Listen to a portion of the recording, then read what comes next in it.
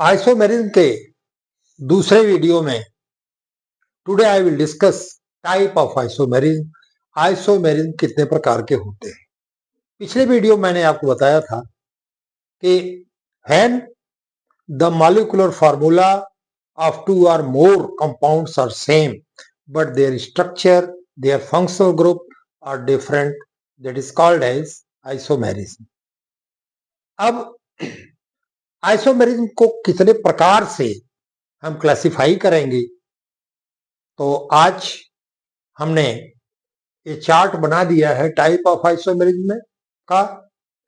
तो first of all, isomerism is grouped under two subhead, structural isomerism and stereo isomerism. Isomerism को दो भागों में पहले हम बांटते हैं। एक है हमारा स्ट्रक्चरल आइसोमेरिज्म और दूसरा है हमारा स्टीरियो आइसोमेरिज्म। स्ट्रक्चरल आइसोमेरिज्म में उसके चेन स्ट्रक्चर, उसके फंक्शनल ग्रुप की पोजीशन, उसके एल्किल ग्रुप की पोजीशन, ये सब डिफर करती है। और स्टीरियो आइसोमेरिज्म में स्पेस में जो एटम्स होते हैं उनके अरेंजमेंट की क्या व्यवस्था होती है, ये हम डिस्कस करेंगे। तो सबसे पहले हम बताते हैं आपको कि type of isomerism. First of all, you will classify structural and stereo isomerism. Structural isomerism is of 5 types. First, chain isomerism. Second, position isomerism. Third, functional isomerism. Fourth, metamerism and fifth, tautomerism. Structural isomerism को आप chain isomerism में, position isomerism में, functional isomerism में, metamerism में और tautomerism में आप इसको क्लासिफाई करते हैं।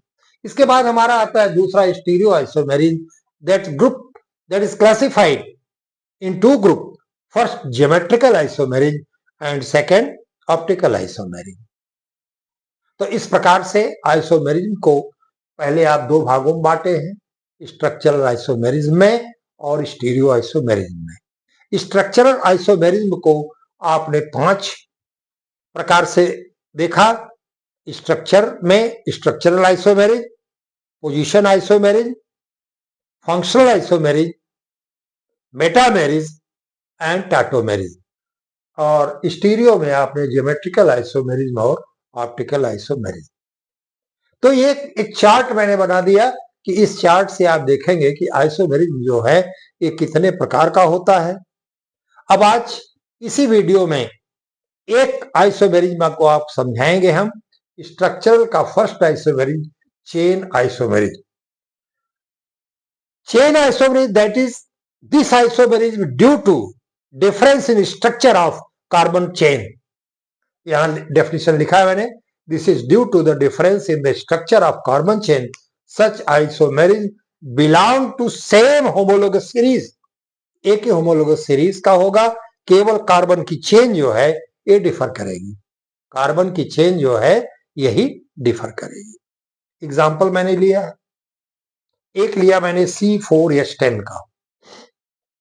इसके दो आइसोमर बन रहे हैं, CH3 CH2 CH2 CH3 CH3 CH, lateral chain में CH3 एंड CH3।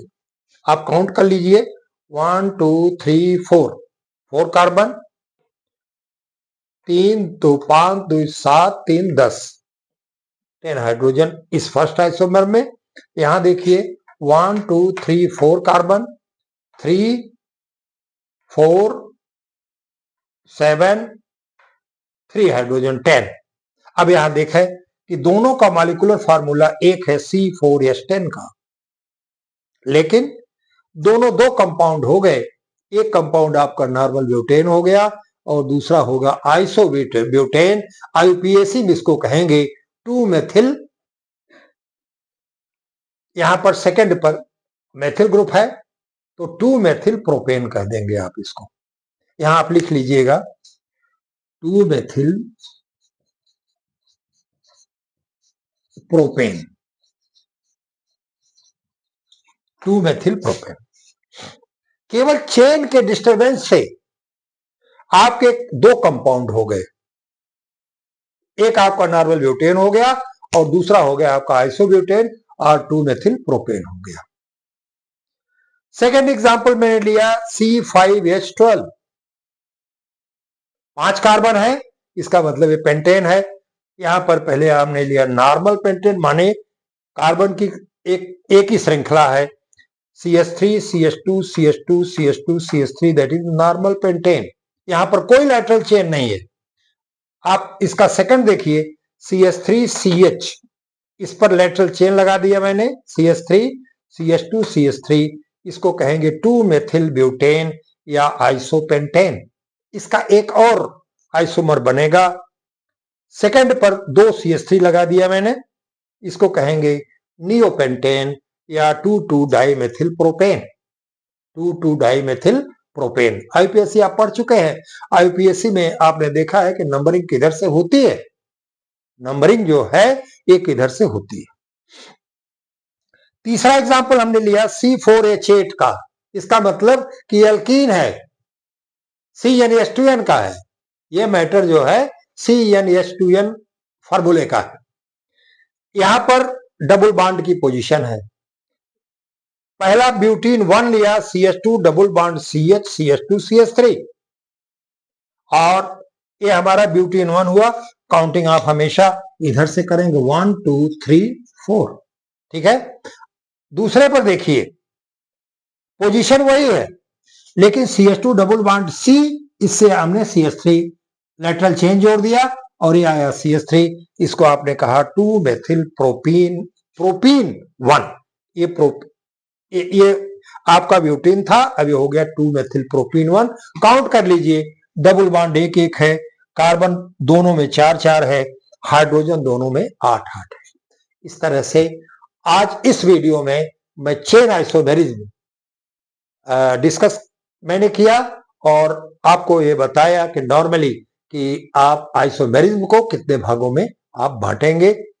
आज का वीडियो इसी पर समाप्त करते हैं। अगले वीडियो में हम आपको पोजीशन, फंक्शनल, मेटामेरिज्म और टाटोमेरिज्म के बारे में बताएंगे। That's all.